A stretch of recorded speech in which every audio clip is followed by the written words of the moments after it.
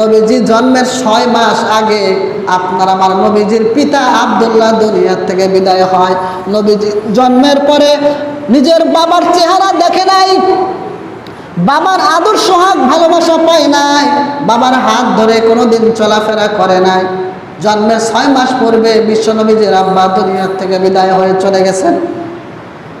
এখন মহিলারা এসে নালিশ করতেছে আব্দুল মুত্তালিবের স্ত্রীর কাছে, অর্থাৎ নবীজির দাদির কাছে, আপনার পুত্রবধূ সে তার স্বামী কিছুদিন আগে মারা গেছে, কিন্তু এমন এমন পারফিউম ব্যবহার করে, এমন সুগন্ধি ব্যবহার করে, তার শরীর থেকে অত্যন্ত সুন্দর এবং ভালো মানের সুগন্ধির ঘ্রাণ আসে সব সময়। যেহেতু আমরা সবাই জানি আরবে তৎকালীন নিয়মও ছিল, স্বামী যদি মারা যায় স্ত্রী সাজগোজ করতে পারবে না, সুগন্ধি ব্যবহার করতে পারবে না, সাজগোজ করতে পারবে না। তাহলে তোমার পুত্রবধূ কেন সাজগোজ করে, সেরকমভাবে ভালো পারফিউম ব্যবহার করে, ভালো আতর ব্যবহার করে। এবার আব্দুল মুত্তালিবের স্ত্রী আব্দুল মুত্তালিবের কাছে নালিশ করল।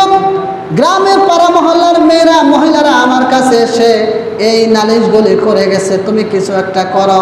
আব্দুল মুত্তালিব বলতেছে, ও পুত্রবধূ আমেনা, তোমার স্বামী কিছুদিন আগে মারা গেছে, এলাকার মহিলারা নালিশ করতেছে তুমি নাকি ভালো ভালো পারফিউম ব্যবহার করো, এইটা ঠিক না, পারফিউম ব্যবহার করো না।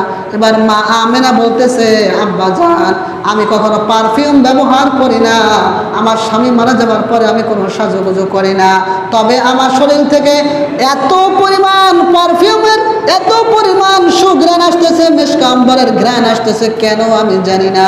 আমার যেদিন থেকে আমার ছেলে এরকমভাবে মোহাম্মদ আমার ছেলে, তখন তো আর জন্মগ্রহণ করে নাই, নাম ওর দিন কেন হয় নাই, আমার পেটের মধ্যে যখন সন্তান আসলো ওই দিন থেকে আমার শরীর থেকে মিশক আম্বরের ঘ্রাণ আসে। জোরে বলেন সুবহানাল্লাহ। আমি যখন হাঁটা চলা করি, পাথরের মধ্যে যখন পা লাগাই, শক্ত পাথর তুলার মতো নরম হয়ে যায়। আমি যখন ঘরের থেকে বের হই, সূর্যের তাপ আমার শরীরের মধ্যে লাগে না, কোথা থেকে যেন মেঘমালা এসে আমার মাথার উপরে ছায়া দেয়। জোরে কোন সুবহানাল্লাহ। কেন আব্বাজান জানি না, আরো অনেক ঘটনা ঘটে। আমি যখন রাস্তা থেকে হেঁটে যাই, দেখি চতুর্দিক থেকে গাছপালাগুলি আমাকে সালাম জানায়, আমাকে সালাম জানায়, আমার পায়ের কাছে এসে সেজদা দেয়। ও আব্বাজান, আমি তো জানি না এইগুলি কেন হচ্ছে। ওরে মুসলমানের দল, বিশ্বনবীজি যখন পুরান ওরকমভাবে অনেক বড় মানুষ হয়ে গেছেন, একবার আবু তালেব, নবীজির চাচা আবু তালেব, যার কাছে নাকি 40-45 বছর যাবত এরকম লালিত পালিত হয়েছেন, এই আবু তালেব একবার বিশ্ব নবীজিকে বলতেছে, মোহাম্মদ, আমি তোমার ব্যাপারে অনেক কিছু জানি, অনেক কিছু শুনেছি এবং অনেক কিছু আমি নিজে আমি স্বচক্ষে দেখেছি, অনেক অলৌকিক ঘটনা। বলে কি দেখেছেন চাচা বলেন?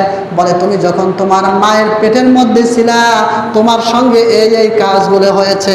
তোমার মায়ের গর্ভের মধ্যে যখন ছিলা, পেটের মধ্যে, তোমার মায়ের পেটের থেকে এবং শরীর থেকে মিশক আম্বরের ঘ্রাণ সব সময় চলে আসতো। তোমার মায়ের সঙ্গে একদিন হযরতে আদম আলাইহিস সালামের স্ত্রী, আমাদের আদি মাতা, এরকম ভাবে মা হাওয়া আলাইহিস সালাম তোমার মার কাছে আইসা সালাম দিত। সুবহানাল্লাহ।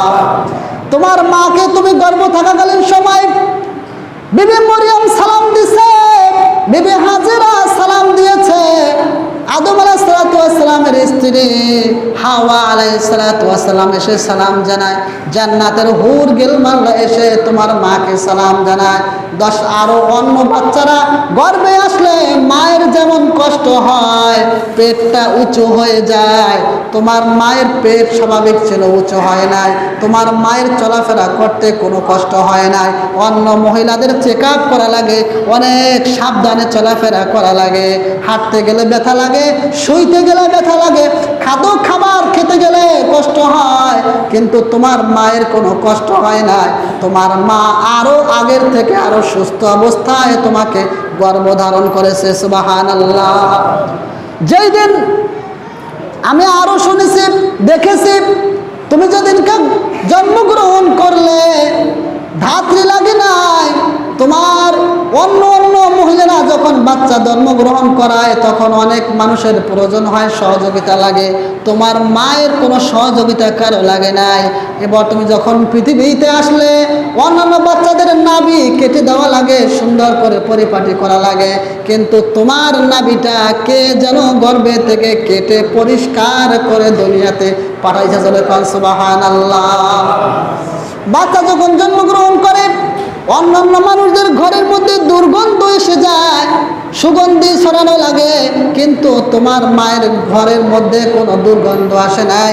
তোমার মায়ের গর্ভের মধ্যে আরো মেশকে আম্বরের চাইতেও সুঘ্রাণ তোমার মায়ের ঘরের থেকে পাওয়া গেছে। সুবহানাল্লাহ। মুসলমান ইমানদার আল্লাহর গোলাম আবু তালেব বলে, ও ভাতিজা মুহাম্মদ, আরো জানি তুমি জন্মগ্রহণ করার পর তোমার এরকম ভাবে খতনা করা ছিল। অন্যান্য বাচ্চাদের তো 7-8 বছর খতনা করা লাগে, কিন্তু তোমাকে আল্লাহ তাআলা কুদরতি ভাবে খতনা করে দুনিয়াতে পাঠিয়েছে। নাভিটা কেটে তারপরে দুনিয়াতে পাঠিয়েছে। দুনিয়াতে আসার পর তুমি সর্বপ্রথম সিজদায় গেলা, আত্তাহিয়াতু সূরাতে বসে তুমি সিজদায় চলে গেলা, সেখানে কি যেন বিড়বিড় করে বললা। এরপরে সিজদা থেকে মাথা উঠাইয়া তোমার শাহাদাত আঙ্গুলি উঁচু করে বিড়বিড় করে ঠোঁট নাড়াইয়া কি যেন বললা। ওই সময় দেখা গেল রোম পারস্যের বড় বড় প্রাসাদগুলি ওই সময় এমন একটা আলো হয়েছে, আলোর কারণে রোম পারস্যের বিল্ডিংগুলি স্পষ্টভাবে দেখা গেছে। সুবহানাল্লাহ। ওরে মুসলমানের দল, বিশ্বনবীজিকে আল্লাহ তাআলা এত সম্মানিত করেছেন, এত ইজ্জত দিয়েছেন। বিশ্বনবীজির জীবন আদর্শ অন্যান্য মানুষের মতো নয়। বিশ্বনবীজির শিশুকাল থেকে শুরু করে সারাটা জীবন এত ভালোভাবে কেটেছে। আল্লাহ সুবহানাহু ওয়া তাআলা আপনার আমার নবীকে কুদরতিভাবে তার জীবনের ভার নিয়েছেন। সুবহানাল্লাহ। মা আমেনা একবার বলে, আহারে আমার বাচ্চাটার বাবা নাই, আমার বাচ্চাটা যখন বড় হবে কার সঙ্গে খেলতে যাবে, কে তাকে খেলনা কিনে দেবে, কে তাকে লালন পালন করবে, কে তাকে হাত ধরে ধরে বিভিন্ন জায়গাতে ঘুরতে নিয়ে যাবে, আমার জীবনের একটা বড় আফসোস রয়ে যাবে। আল্লাহ তাআলা বলতে চায়, ও আমেনা তুমি চিন্তা করিও না, আমার মুহাম্মদকে একটু বড় হতে দাও। আমার মুহাম্মদ এরকম যখন শিশুকাল ছিলেন, হাত পা নাড়াচাড়া করে খেলাধুলা করে একা একা, ওই সময় চন্দ্র তার সাথে খেলাধুলা করেছে। সুবহানাল্লাহ। আমার আল্লাহ তাআলা বলতে চায়, ও আমেনা তুমি চিন্তা করিও না, টেনশন করিও না, একটু বড় হতে দাও। আমার মুহাম্মদ একটু বড় হলে পরে তোমার স্বামী বেঁচে থাকলে কয় টাকার খেলনা কিনে দিত, কোথায় ঘুরতে নিয়ে যেত, আমি আমার 7 আসমান জমিন তোমার মুহাম্মদের খেলনা হিসেবে দিয়ে দিলাম। চাঁদ তার সঙ্গে খেলনা করবে, গাছপালা তার সাথে খেলনা করবে, আসমান জমিন তার সঙ্গে খেলনা করবে। আমি কুদরতি আঙ্গুল দিয়া তোমার মুহাম্মদকে আমি টান দেব। 7 আসমান 7 জমিন গ্রহ নক্ষত্র লৌহ কলম আল্লাহর আরশ পর্যন্ত তোমার মুহাম্মদকে আমি ভ্রমণ করে তারপরে তাকেই আমি সন্তুষ্ট করে দেব। সুবহানাল্লাহ। মুসলমান ইমানদার, এই জন্য বলেছি তামাম পৃথিবীর সমস্ত মানুষের জন্ম একরকম হয়েছে, আর আপনার আমার বিশ্বনবীজির জন্ম একরকম হয়েছে। এই যে ঘটনাগুলি বললাম, পৃথিবীর মধ্যে এইরকম সুন্দর জন্ম, সুন্দর শিশুকাল, সুন্দর বাল্যকাল পৃথিবীর মধ্যে দুনিয়াতে দ্বিতীয় কোনো মানুষের হয় নাই। সুবহানাল্লাহ। আমরা এমন একজন নবী পেয়েছি যেই নবী হচ্ছেন সমস্ত নবীদের নবী। যেরকম সুবহানাল্লাহ, সমস্ত মাখলুকাতের নবী, শুধুমাত্র আমাদের যে মুসলমানদের নবী তা না, মানুষদেরও যেমন নবী, জিনদেরও নবী, আপনার আমার নবী, তামাম পৃথিবীবাসীর নবী। আমি গত জুমায় বলেছিলাম, অন্যান্য জামানায় নবীরা এরকম এক একটা এলাকা ভিত্তিক নবী ছিলেন। কোন নবী একটা গোত্রের নবী ছিলেন, কোন নবী একটা দুইটা গোত্রের নবী ছিলেন, কোন নবী এক একটা এলাকার নবী ছিলেন, এক একটা দেশের নবী ছিলেন। কিন্তু আপনার আমার নবী যখন ছিলেন, পৃথিবীতে কোনো জায়গায় কোনো নবী ছিল না। আপনার আমার নবী হচ্ছেন বিশ্ব নবী। সুবহানাল্লাহ। বিশ্ব নবী। আল্লাহ তাআলার সৃষ্টির সীমারেখা যত দূর, বিশ্ব নবীজির নবুয়তের সীমারেখা হলো তত দূর। আপনার আমার নবী যেমন জমিনে মানুষের নবী, আপনার আমার নবী হচ্ছেন আসমানওয়ালাদের নবী, ফেরেশতাদের নবী, এরকম ভাবে জিনদেরও নবী, নবীদেরও নবী, নবীদেরও নবী যদি না হয়, কাল হাসরের ময়দানে সমস্ত নবীরা যখন আল্লাহর কাছে সুপারিশ করার সাহস পাবে না, ওই দিন বিশ্ব নবীজি আল্লাহর কাছে তার উম্মতদের জন্য সুপারিশ করবে। সুবহানাল্লাহ। এই নবীজির শুধুমাত্র জীবন আদর্শ আমাদের জীবনে নাই। এই নবীজির শুধু তাকে ভালোবাসলেই হবে না, তাকে তো ভালোবাসতেই হবে, আর এমন ভাবে ভালোবাসতে হবে নবীজির একটা আদনা থেকে আদনা সুন্নাত বা একটা আদনা থেকে আদনা জীবন আদর্শ আমাদের জীবন থেকে যেমন ছুটে না যায়। সাহাবায়ে কেরামরা এইরকমই ছিলেন। সাহাবায়ে কেরামরা ভালোবাসছেন, কাজে কর্মে প্রমাণ করে গেছেন। আর আমরা ভালোবাসি, মুখে ভালোবাসি, যখন নবীজির আদর্শের কথা আসে তখন আমরা নবীজিকে আমাদের ওই বাস্তবায়নের ভালোবাসাটা আমরা দেখাতে পারি না। দেখেন, পৃথিবীতে যে দলের হন, যে মতের হন, যে মতাদর্শের হন, বিশ্ব নবীজির সুপারিশ ছাড়া কেউ জান্নাতে যেতে পারবে না। বিশ্বনবীজির সুপারিশ লাগবে। আর এর জন্য কি দরকার? বিশ্বনবীজির সাথে আপনার আমার নবীজির সাথে মহাব্বত দরকার, তাআল্লুক দরকার। আমাদের নবী এখন দুনিয়াতে নাই, এখন আমরা নবীজিকে ভালোবাসবো কিভাবে?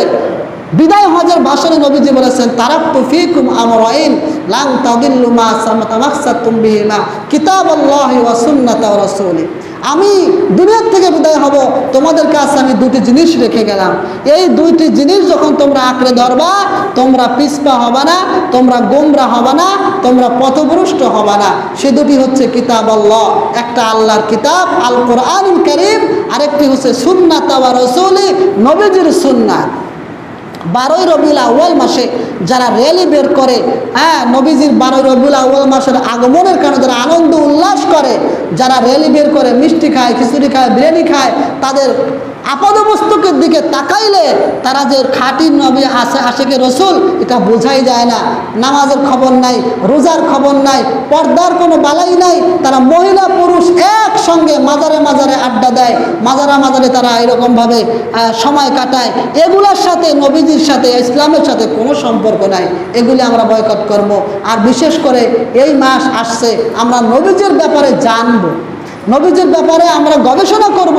নবীজির জীবন আদর্শ, নবীজির সিরাত সুরাত, নবীজির ইমান আকিদা, নবীজির নিয়ম কানুন, এগুলি এত মহা সমুদ্র, সারা জীবন বললে শেষ হবে না, সারা জীবন লিখলেও শেষ হবে না, সারা জীবন চিন্তা করলে কোনো বেরেন নাই যে সে শেষ পর্যন্ত সে একটা পর্যায়ে পৌঁছাইতে পারবে, এরকম কোনো মগজ এখনো তৈরিও হয় নাই। নবীজির ব্যাপারে আমরা জানবো। নবীজির আদর্শ আছে, সাংসারিক জীবনে নবীজি একজন আদর্শ, আমাদের রাজনৈতিক জীবনে নবীজি একজন আদর্শ, আমাদের সামাজিক জীবনে নবীজি একজন আদর্শ। নবীজি শুধু নবী ছিলেন না, উনি ইসলামের নবী ছিলেন না, উনি তাম পৃথিবীর একজন নবী, সমাজ সংস্কারক। মানুষকে কিভাবে খারাপ পথ থেকে ভালো পথে আনা যায়, এই চিন্তা চেতনা সবসময় নবীজির মধ্যে কাজ করত, এবং ওইভাবে নবীজি সারা জীবনভর মেহনত করে গেছেন। আমাদের মধ্যে মেহনত নাই, নবীর সুন্নাত নাই, নবীজির আদর্শ আমাদের মধ্যে নাই। যদি আমরা নবীজির আদর্শ আমাদের জীবনে বাস্তবায়ন করতে পারি, আমরা রসুলের খাঁটি আশেক হব। খাঁটি আশেক হওয়ার জন্য একটাই কাজ, নবীজির আদর্শ জীবনে বাস্তবায়ন করা, মেনে নেওয়া। সব জায়গাতে নবীজির আদর্শ আমাদের মানতে হবে। আল্লাহ তাআলা আমাদেরকে খাঁটি আশেক রসুল হওয়ার তৌফিক দান করুক, এবং যেগুলি বিদআত কাজ, শিরকি কাজ, এই শিরক এবং বিদআত থেকে আমাদেরকে ফিরে থাকার তৌফিক দান করুক।